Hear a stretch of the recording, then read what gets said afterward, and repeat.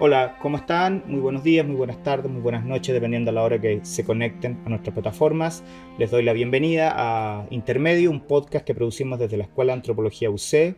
Estamos grabando acá desde la librería UC, nuestros amigos que nuevamente nos prestan su bella librería para poder registrar este podcast. También, desde luego, llegamos gracias al Laboratorio de Antropología y Arqueología Visual, quienes están encargados también de la grabación y montaje de este episodio. Como ustedes deben saber, las últimas semanas han estado determinadas por un candente debate científico sobre el sitio arqueológico de Monteverde, un legendario sitio que está en la región de los lagos, y sobre el cual se publicó hace algunas semanas un paper en la revista Science que entrega una nueva datación que pone en entredicho un poco la antigüedad de este sitio. Y para conversar sobre esto vamos a estar con uno de los autores de este paper, que me acompaña el día de hoy, el arqueólogo académico de nuestra escuela, también subdirector de investigación en arqueología de estudios aplicados de la Escuela de Antropología, don César Méndez. César, muy bienvenido. Muchas gracias. Y para empezar te quería preguntar, ¿por qué era necesario someter a Monteverde a un nuevo proceso de datación? Sí, es importante.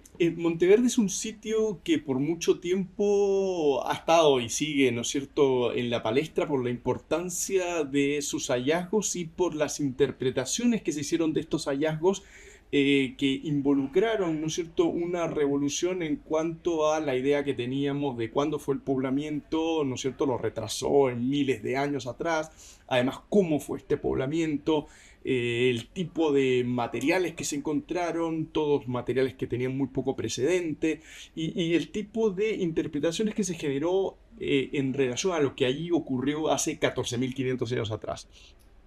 Eh, a lo largo de muchos años siempre hubo detractores, siempre hubo cuestionamientos a las interpretaciones, a distintos aspectos, y nunca había habido una evaluación independiente del sitio. Y la verdad, hace cerca de 4 años atrás, armamos un equipo interdisciplinario, gente que nos conocíamos por distintos trabajos que habíamos realizado. Tres de ellos somos miembros de la Universidad Católica y decidimos, ¿no es cierto?, ir al sitio y testear bajo nuestros propios medios, conocimientos y aproximaciones aquello que había sido dicho del sitio en específico. Y lo que trata el trabajo es solamente de la edad de la capa estratigráfica en donde se encuentra el sitio arqueológico, ¿no es cierto? Ese es el meollo, la parte central de nuestro trabajo, ¿no? No es un trabajo que no trató de la arqueología, sino trató de cómo se formó el sitio arqueológico, y de ahí lo que tú nos anunciabas, ¿no es cierto? Llegamos a una conclusión diferente de cuál sería la antigüedad de la formación de ese lugar. Hay un actor bien importante en el paper que es el origen del estero Chinchihuapi, ¿no? Que determina un poco, claro, la edad de este valle donde está enclavado Monteverde. Me gustaría si me puedes explicar lo más sumeramente posible un poco cómo funciona esto, cómo opera en términos como geológicos, cómo se va creando este espacio. Sí, sí, es difícil explicarlo en palabras y sin un PowerPoint, ¿no es cierto?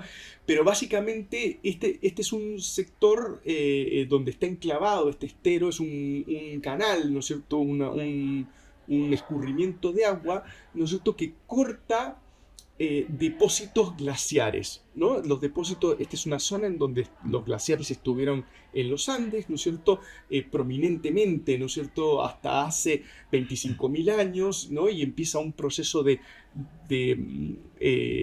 deshielo, ¿no es cierto?, desarticulación de estos glaciares, y se forma, ¿no?, un gran plano que donde se depositó un montón, una cantidad inmensa de sedimentos, rocas, clastos, agua, ¿no? Y se va formando una gran capa. Y este estero, posteriormente, ¿no es cierto?, lo que nosotros explicamos es que este estero excava dentro de ese depósito glaciar, de ese depósito proglaciar, ¿no es cierto? Y es en ese lugar en donde se deposita la evidencia arqueológica, ¿no?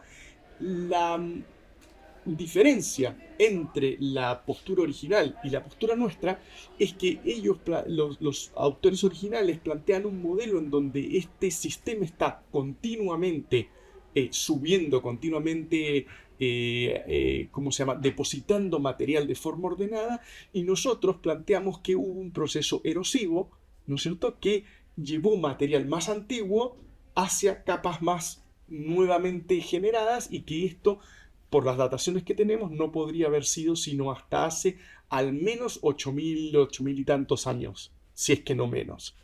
Ujú.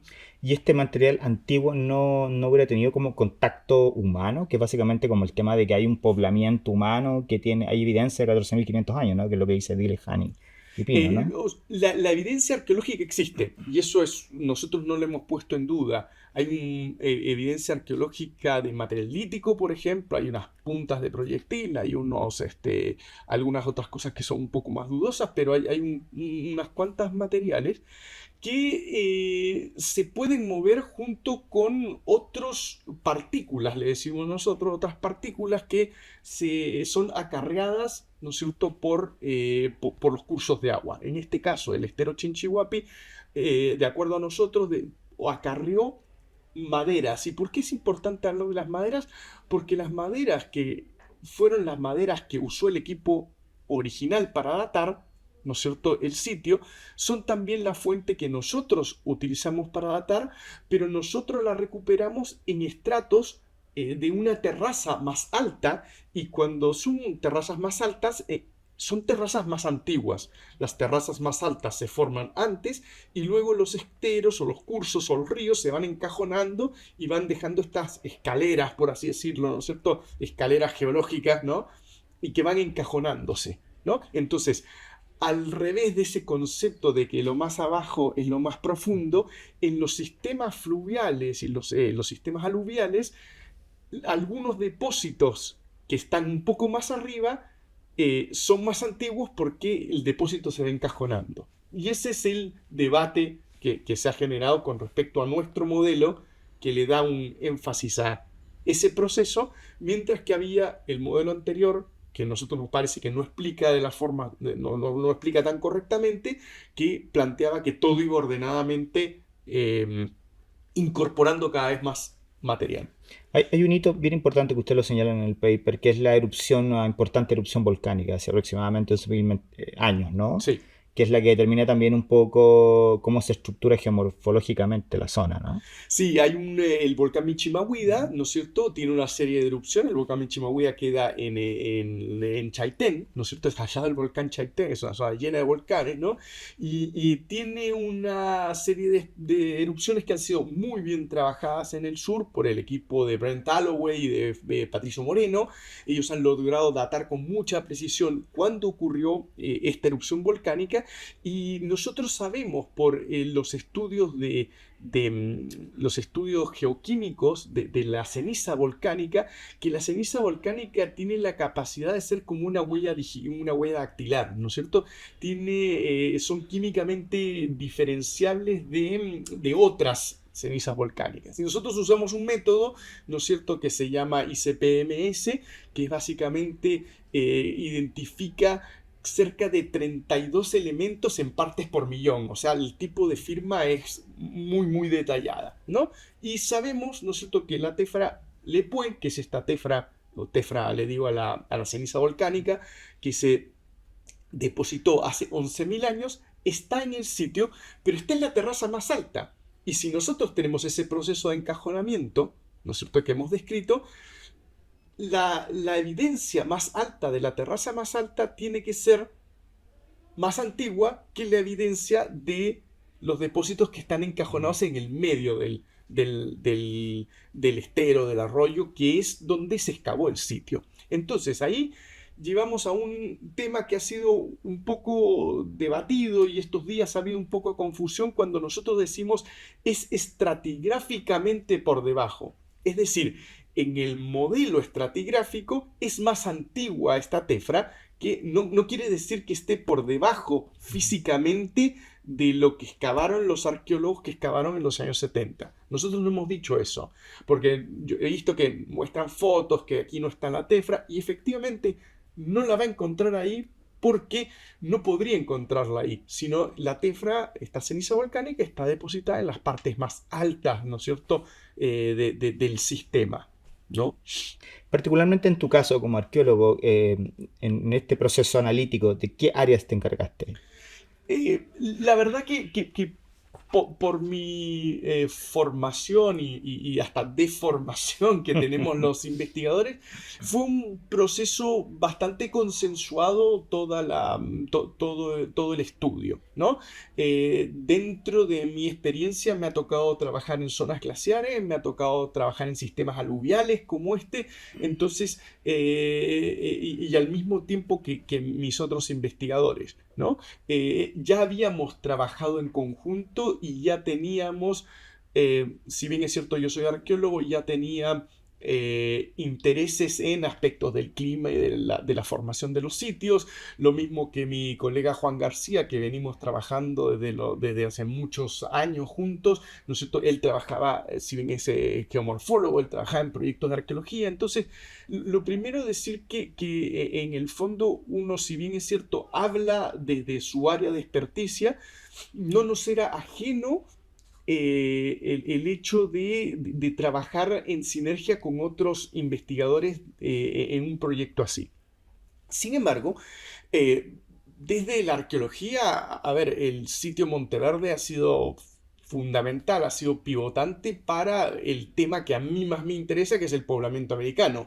Yo he trabajado en otros lados, proyectos de investigación relativos a esto, he excavado otros sitios, ¿cómo se llama?, de época pleistocena. Entonces, en el fondo, lo primero que yo aportaba al equipo, respondiendo a tu pregunta, era precisamente entender el contexto de la arqueología de los primeros pobladores en Chile, ¿no? Esa era una de las primeras cosas. También me interesa, ¿no es cierto? Y por la formación que tengo, me interesa entender los materiales en su contexto. Entonces, una gran parte del estudio que hicimos fue ir pensando, bueno, cómo fueron depositadas bajo el modelo que planteaban originalmente los investigadores, cómo fueron depositados los materiales, cómo creemos nosotros que fueron alternativamente depositados estos materiales. Entonces, ahí hay una parte que es importante del trabajo de sinergia. ¿Y eso por qué es importante entender cómo fueron depositados los materiales o las partículas sedimentarias? Porque tiene directa relación a cómo hacemos las muestras. Cuando nosotros fuimos a tomar las muestras dentro del equipo, hicimos un trabajo muy minucioso a la hora de tomar las muestras, en donde con un equipo de escáner láser terrestre, ¿no es cierto?, posicionamos cada uno de las acciones que tomamos, de las muestras particulares y de los contextos, con un equipo que levanta millones de puntos por unidad de tiempo, ¿no? Y que hace una reconstrucción que uno la puede transportar, ¿no es cierto?, al laboratorio completamente y sellar, por así decirlo, el momento exacto en el que uno observó, ¿no?, una determinado contexto, ¿no? Entonces, ahí también, ¿por qué se justifica llevar un equipo sofisticado? ¿Por qué se justifica no sacar las muestras así nomás? Porque nosotros queríamos hacer totalmente transparente el proceso de levantamiento de aquellas muestras que para nosotros son muy importantes en nuestra argumentación. Ujú.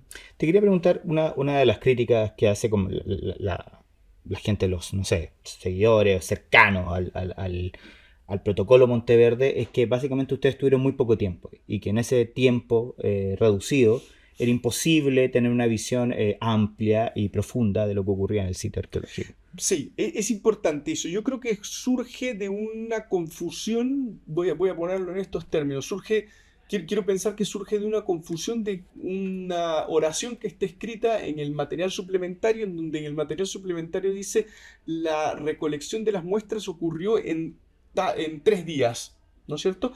Pero eso es la recolección de las muestras. Nuestro trabajo en terreno excedió esos 3 días, ¿no? Evidentemente uno va, muestrea, va al lugar de trabajo durante años, vuelve, algunas temporadas de terreno fuimos todos los investigadores, otros fuimos algún grupo, etcétera. Creo que poner el énfasis sobre un cronómetro de cuánto rato está uno en un lugar no es relevante, como si la argumentación que uno produjo estando 2 años o estando un mes o estando una semana, si esa argumentación es sólida y es consistente. Haber estado más o menos tiempo no es importante, porque además el otro equipo estuvo mucho tiempo y han documentado mucho, ¿no es cierto?, lo que ellos hicieron. Entonces nosotros tenemos muchas horas de lectura, ¿no?, de los volúmenes, los libros, la investigación. Entonces también no es condición una cantidad de tiempo estándar en el campo para obtener sea cual fuera, pero para obtener una visión de las cosas. Ujú. Te escuché a ti en algunas entrevistas, también a Claudio Latorre, que los resultados de esta propuesta que entregan ustedes, esta revisión de los resultados de datación, entregan una mayor correspondencia también con el resto de los sitios arqueológicos de la región de Patagonia, básicamente, ¿no? Que tienen un origen más o menos de 6.000 a 8.000 años antes del presente, ¿no? Sí, sin duda. Cuando uno se quita el lente de estos 14.000 años, 14.500 años, las cosas, al menos para mí, y me doy cuenta que para muchos investigadores que me lo han comentado, empiezan a tener un lugar más lógico, ¿no? La primera interpretación de Monteverde sobre la base de estos tipos de herramientas que había en estas puntas lanceoladas alargadas, ¿no es cierto? Como tenían esa preconcepción de que las fechas estaban correctas, las trataron de comparar con los elementos fósiles más cercanos que tenían. ¿Y cuáles eran estos? Las puntas tipo el Jobo, que son de Venezuela, que están inadecuadamente datadas, ¿no? Hay un par de piezas fragmentadas en la pelvis de un mastodonte, que es muy antiguo, ¿no es cierto?, que no es cuestionable en ese sentido, pero que sin embargo son piezas muy fragmentadas, muy pequeñas. Y hay alguna semblanza con esos materiales.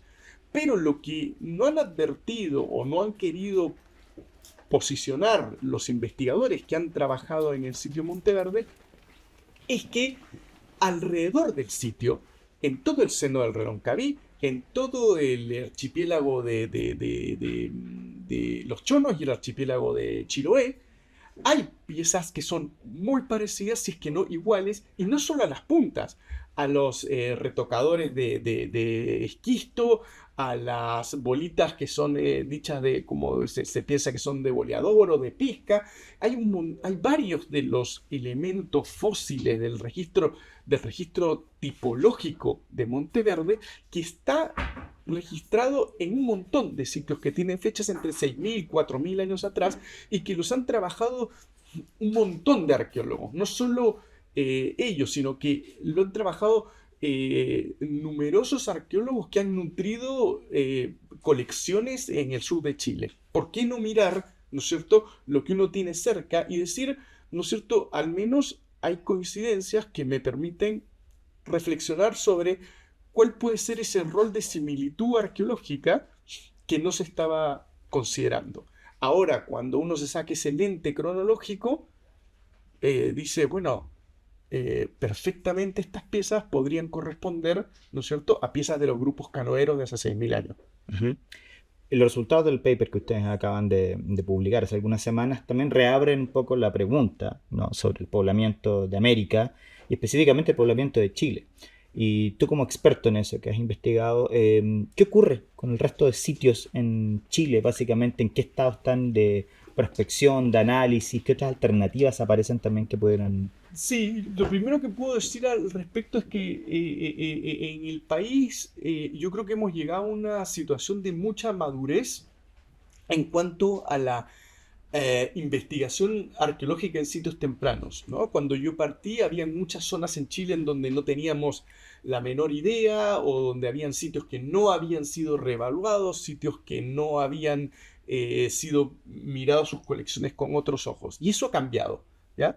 Eso ha cambiado, hay sitios muy tempranos de 12.900 años en el norte, están los trabajos que se realizan en la ex laguna de Tahuatahua, que muestran que hay numerosos equipos de investigación a lo largo del tiempo, ahora encabezadas por Rafael Labarca, ¿no es cierto?, de acá de la universidad, en donde se ha logrado llegar a reiteraciones, ¿no es cierto?, de la información que nos permiten pensar en datos más robustos.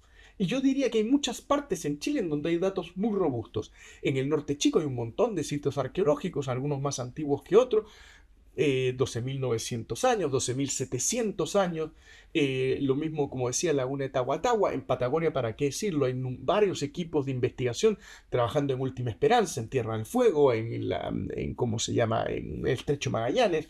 Es decir, si uno ve el mapa de Chile, está muy poblado de sitios arqueológicos tempranos. Y todos ellos, en todas estas zonas, ninguna cronología excede los 12.900, 13.000 años, ¿no? Cuando nosotros retiramos Monteverde, ¿no es cierto?, esta gran excepción, ¿no es cierto?, gran excepcionalidad, ¿no es cierto?, que se mantenía, también se nos ajusta un poquito el panorama a lo largo de Chile. No estoy diciendo que no haya sitios más antiguos ni que no se puedan encontrar. Por cierto, puede haber y podemos cambiar la prehistoria tantas veces sea necesario. Lo que yo estoy diciendo es que cuando esta antigüedad extrema, ¿no es cierto?, de Monteverde se retira del mapa, hace mucho más sentido lo que hay en el norte, lo que hay en el norte chico, lo que hay en el centro de Chile y lo que hay en Patagonia. Ahora tenemos, yo creo que el deber, ¿no es cierto?, científico, ¿no?, de que equipos de investigación se pongan a trabajar en el sur de Chile para realmente entender desde otros sitios, ya no desde Monteverde, desde otros sitios, entender cómo fue este proceso de poblamiento. Ya terminando el Sí. episodio, te quería preguntar qué viene ahora, cuál es el paso siguiente, pretenden seguir investigando en la zona. Sí, yo creo que hay una agenda, por así decirlo, inmediata y más de largo plazo, ¿no? La agenda inmediata creo que es seguir dando a conocer nuestro trabajo. Bien, se viene un evento que es el evento más esperado por los nerds del poblamiento temprano como yo, que es la Pan-American Odyssey, que se desarrolla este año en Santa Fe, Nuevo México.